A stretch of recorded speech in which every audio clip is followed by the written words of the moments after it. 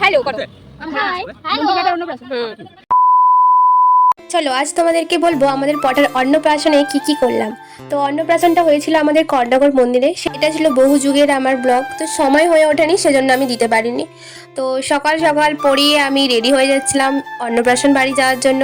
তো তাড়াতাড়ি করে রেডি হয়ে এরকম একটা শাড়ি পরে নিয়েছিলাম, আমাকে জানিও কেমন লাগছে। তো সবাই যেহেতু শাড়ি পরবে সেজন্য আমাকেও বলা হয়েছিল শাড়ি পরতে।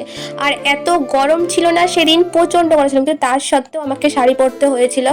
তো তারপরে আমি আমার মহারানীকে বেরিয়ে পড়েছিলাম উদ্দেশ্যে যাওয়ার জন্য। তো প্রথমেই চলে গেছিলাম স্নেহাদের বাড়িতে। তো সেখানে যেয়ে প্রথমে আমার মহারানীকে রেখে তো সবাই মিলে বেরিয়ে পড়লাম আমাদের কর্ণগর যাওয়ার জন্য। তো আমি যাচ্ছি, স্নেহা যাচ্ছে, বৃষ্টি বনু যাচ্ছে, আর বনু যাচ্ছে, আর একটা কিউট বাচ্চা যাচ্ছে।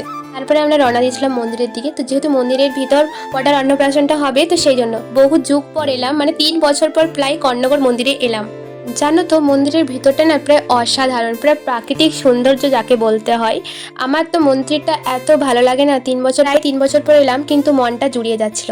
তো এই দেখো আমাদের মহাদেব। তো তারপরে বটার মুখে ভাত দেবে, যেহেতু সেদিন এত পরিমাণে গরম ছিল, বাচ্চাটা খুব কাঁদছিল, সত্যি কথা বলতে আর থাকতে পারছিলাম, প্রচণ্ড গরম ছিল সেদিন। তো এত গরম ছিল না সেজন্য আমরাও থাকতে পারছিলাম না, তো আমরা সেখানে খাওয়া দাওয়ার কাছে চলে গিয়েছিলাম। এভাবেই দেখতে দেখতে পুরো অন্নপ্রাশন। তোমরা কে কর্ণগর আসনি একবার ঘুরে যেতে পারো মন্দিরটা, কিন্তু সেই সুন্দর, একবার এসে দেখে যেও তোমরা সবাই।